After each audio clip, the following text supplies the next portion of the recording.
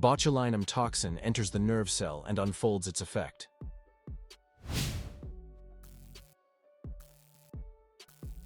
The result: a reduced or even completely blocked signal transmission. Botulinum toxin, colloquially known by the brand name Botox, is a potent neurotoxin produced by bacteria that mainly live in the soil.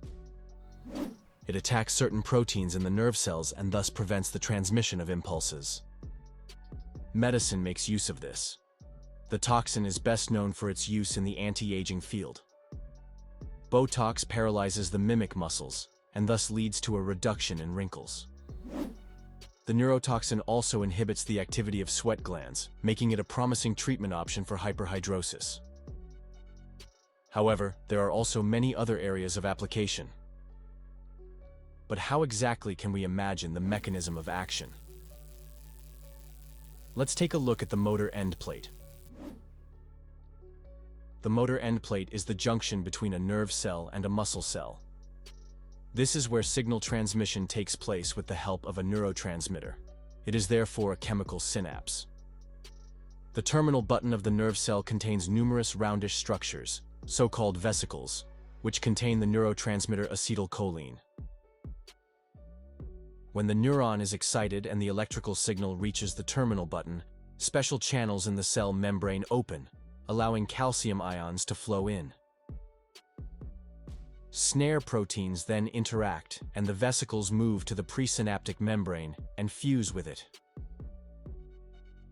Neurotransmitters are released and bind to acetylcholine receptors on the opposite muscle cell.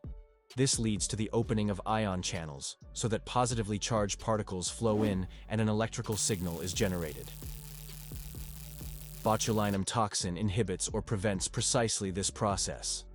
The toxin enters the nerve cell via a receptor. There, part of the molecule splits off and leaves the vesicle. The toxic fragment degrades the SNARE proteins so that the vesicles with the neurotransmitter can no longer fuse with the membrane. The release of acetylcholine stops, signal transmission to the muscle is blocked, and muscle paralysis occurs. The effect sets in just a few days after the injection and can last for several months. However, the muscle paralysis is not permanent, as the toxin is gradually broken down by the body's own enzymes.